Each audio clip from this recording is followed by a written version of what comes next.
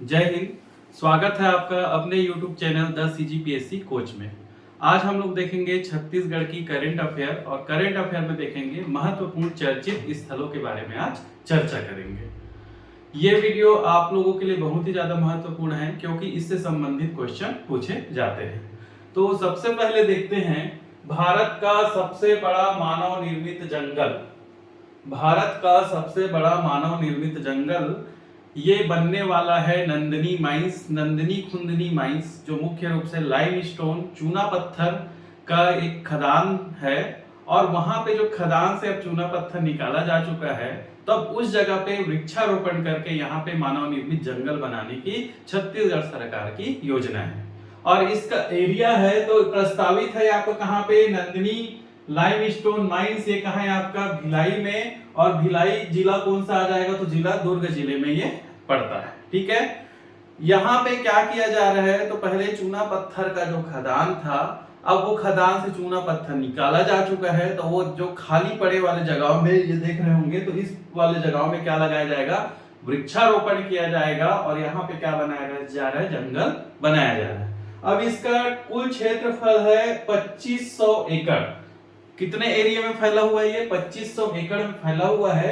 और पहले फेज में जो है आपका जो है 885 एकड़ में क्षेत्रफल में पौधे लगाए जाएंगे, 83,000 पौधे यहाँ पे लगाए जाएंगे। ठीक है, तो 83,000 से अधिक यहाँ पे वृक्षारोपण किया जाएगा पहले फेज में। उसके बाद फिर उसमें सेकेंड फेज में, थर्ड फेज में इसको जंगल बनाया जाएगा। ठीक है, लागत आएगा इसमें 3 करोड़ 30 लाख रुपए का लागत लगाने का यहाँ पे लागत लगाया जाएगा। और इसको जो 3 साल में कंप्लीट करने का लक्ष्य रखा गया। ठीक है, 3 साल में 3 करोड़ 30 लाख यहाँ पे खर्च किया जाएगा।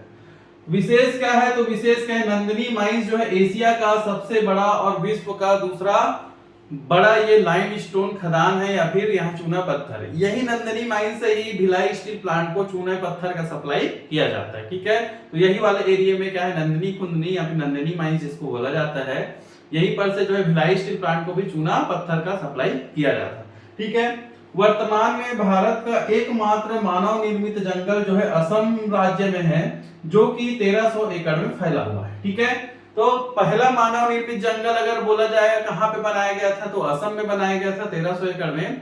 अब जो है भारत का दूसरा और एरिया के अनुसार बड़ा बोलेंगे तो कहां पे बनाया जा रहा है, नंदनी माइंस में।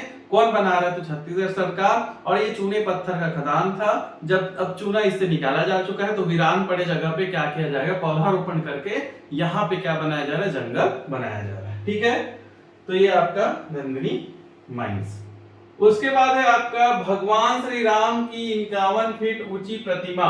ठीक है, तो ये कहां पे लगाया गया, तो भगवान श्री राम का यहाँ पे 51 फीट ऊंची प्रतिमा ये देख रहे हो आप लोग, तो यहाँ पे लगाया गया, तो स्थापित किया गया इसको कहां पे, कौशल्या माता मंदिर परिसर चंदखुरी रायपुर। ठीक है, चंदखुरी कौशल्या माता मंदिर परिसर चंदखुरी रायपुर में इसको लगाया गया है। इसका अनावरण किया गया 7 अक्टूबर 2021, मुख्यमंत्री भूपेश बघेल के द्वारा इसका अनावरण किया गया। ठीक है, प्रयोग किया गया मतलब मूर्ति को बनाने में गुलाबी पत्थर बिल्हा स्टोन जिसको कहा जाता है, इसका प्रयोग किया गया है। कारीगर आए थे तो उड़ीसा और मध्य प्रदेश के कारीगरों के द्वारा इसको बनाया गया है। विशेष क्या है, तो चंदखुरी क्षेत्र माता कौशल्या का मायका माना जाता है। और राम जी का ये क्या है, ननिहाल है। और पूरे भारत ही नहीं पूरे विश्व में कौशल्या माता का एकमात्र मंदिर कहाँ है, तो चंदखुरी में। इसके अलावा जो राम वन गमन परिपथ जो बनाया जा रहा है, राम जी के द्वारा जो चिन्ह मतलब राम जी अपने वनवास के दौरान जिन जिन जगहों में गए थे, तो राम वन गमन मार्ग बनाया गया है या फिर बनाया जा रहा है, तो उसमें जो है एक क्षेत्र या फिर एक स्थल चंदखुरी भी है। ठीक है, तो यहाँ पे क्या है, कौशल्या माता का मंदिर है। और वर्तमान में क्या बनाया गया यहाँ पे, तो 51 फीट ऊंची श्री राम जी की यहाँ पे प्रतिमा लगाया गया, यहाँ पे यहाँ निर्मित किया गया। ठीक है, तो ये कब हुआ, अनावरण कब हुआ इसका, 7 अक्टूबर 2021 को मुख्यमंत्री भूपेश बघेल के द्वारा। ठीक है, उसके बाद महासमुंद जिले का पहला शैल चित्र। शैल चित्र क्या होता है, तो शैल चित्र क्या होता है, पत्थरों में जो प्राचीन आकृतियां जो बनी रहती है उसको क्या बोला जाता है? शैल चित्र बोला जाता है। मतलब शैल का मतलब क्या होगा? पत्थर। अब चट्टानों में, पत्थरों में जो आकृतियां बनी हुई मिली है उसको क्या बोला जा रहा है? शैल चित्र। कहां पे मिला? तो महासमुंद जिले का पहला शैल चित्र, मतलब इस प्रकार का शैल चित्र कहां पे मिला है? महासमुंद जिले में मिला है। ठीक है, कहां मिला है उसको देखते हैं। तो कहां मिला है? महादेव पठार। महादेव पठार महासमुंद जिले के बागबाहरा तहसील के अंतर्गत आता है ये, और गांव का नाम है मोहंदी ग्राम, है ना, मोहंदी ग्राम में मिला है। मोहंदी ग्राम बागबाहरा महासमुंद में मिला है। ठीक है, संभावित ये तो कब से माना जा रहा है? तो लगभग ये जो है मध्य पाषाण कालीन साक्ष्य यहाँ पे मिले हैं। ठीक है, मध्य पाषाण कालीन साक्ष्य यहाँ पे मिले हैं। शुरुआती दौर में पाषाण काल बोला जाता था, तो नव पाषाण काल, उत्तर पाषाण काल, मध्य पाषाण काल, है ना, प्राचीन। तो ये जो पाषाण काल में, तो पाषाण काल यहाँ पे जो है पूर्व पाषाण काल, मध्य पाषाण काल, ये सब होता था। तो मध्य पाषाण कालीन यहाँ पे साक्ष्य मिले हैं। ठीक है, खोजकर्ता कौन है? तो खोजकर्ता डॉक्टर पीसी पारस के नेतृत्व में खोजा गया है। प्रभात कुमार जी पर्यवेक्षक थे और प्रवीण तिर्की जी उत्खनन सहायक थे। ठीक है, तो डॉक्टर पीसी पारस के नेतृत्व में खोजा गया और पर्यवेक्षक कौन थे? तो प्रभात कुमार जी थे और प्रवीण तिर्की उत्खनन सहायक थे। ठीक है, शैल चित्र में, तो शैल चित्र में नृत्य करते हुए मानव समूह, वानर, सूर्य और चंद्रमा सहित ज्यामितीय आकृतियां लाल गेरुए रंग से निर्मित है। मतलब यहाँ पे क्या मिला है? तो यहाँ पे क्या मिला? शैल चित्र मिला है। चित्रकारी जिसको बोलते हैं ना, ये देख रहे हैं, चित्रकारी इस टाइप से मिला है। अब इसमें क्या मिला है? तो मानव समूह यहाँ पे नृत्य कर रहे हैं। इसके अलावा वानर है, वानर का चित्र मिला है, सूर्य तथा चंद्रमा का चित्र मिला है, यहाँ पे मिला है। ठीक है, तो महासमुंद जिले का पहला शैल चित्र कहां पे मिला? तो मोहंदी ग्राम में मिला, महादेव पठार। ठीक है, मोहंदी ग्राम, महादेव पठार। यहीं पे जो है आपका जो है चमकई माता, इसके अलावा जो अन्य पर्यटक स्थल है यहाँ पे, और लोगों का ये आस्था का केंद्र भी है। तो इस एरिया में क्या है? तो पर्यटन को भी यहाँ पर क्या मिलेगा? बढ़ावा मिलेगा। ठीक है, साथ ही साथ ये क्या हो गया? पूरा तात्विक स्थल भी घोषित हो गया। ठीक है, आगे देखते हैं। उसके बाद है श्री ज्वालेश्वर धाम। तो ये चर्चा में क्यों है? ठीक है, तो श्री ज्वालेश्वर धाम, तो ज्वालेश्वर धाम क्या है? एक मंदिर है, वर्तमान में चर्चा में क्यों है? तो इसको देखते हैं। तो कहां है ये आपका? तो गौरेला नगर पंचायत। ठीक है, कहां है आपका? गौरेला नगर पंचायत में। और कौन सा जिला पड़ता है? तो गौरेला पेंड्रा मरवाही जिले के अंतर्गत ये आता है।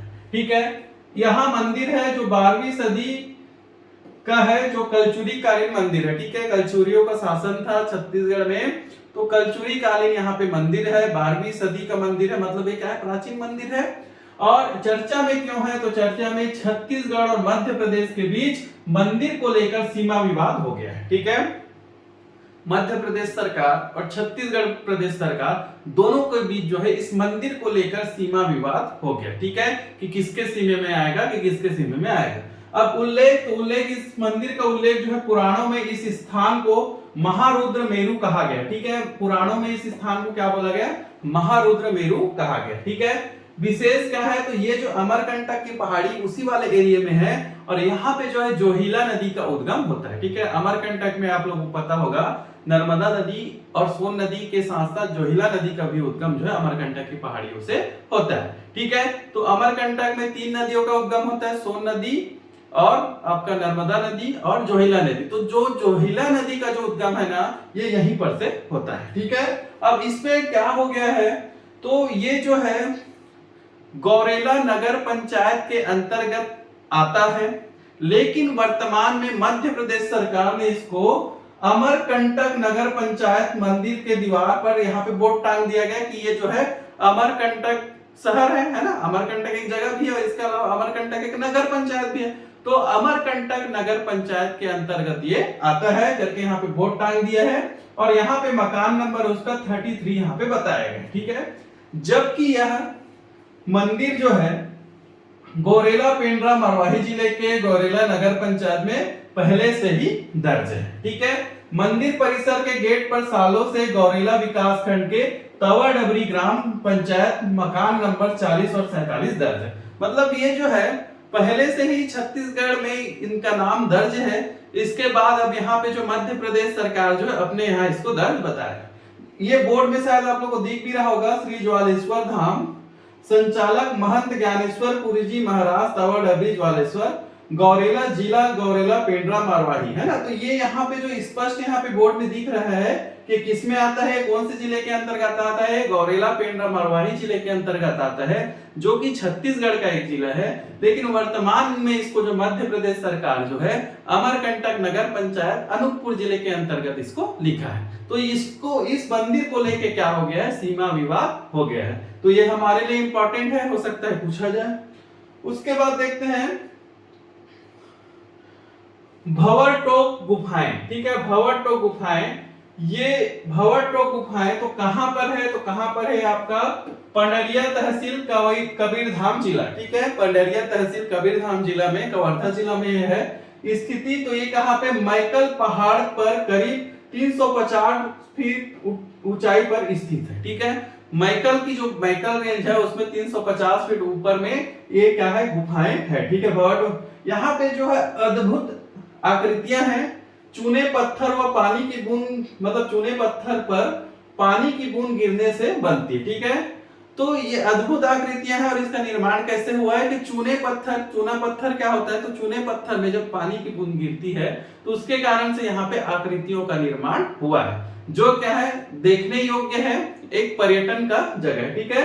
विशेष क्या है, भंवर टोक में 4 गुफाएं हैं। गुफा का निर्माण प्राकृतिक परिवर्तन के कारण पानी के बहाव से चूना पत्थर के कटाव की वजह से हुआ है, ठीक है। तो यहाँ पे जो गुफा जो बने हैं ना, तो अंदर में क्या है, चूना पत्थर, चूना पत्थर में जब पानी पड़ता है तो पानी पड़ने के कारण से वो वाला एरिया क्या हो जाता है, बह जाता है। तो वहां पे केविटी बन जाती है, गुफा का निर्माण हो जाता है। तो यहाँ पे प्राकृतिक रूप से चूने पत्थर से यहाँ पे गुफाओं का निर्माण हुआ है।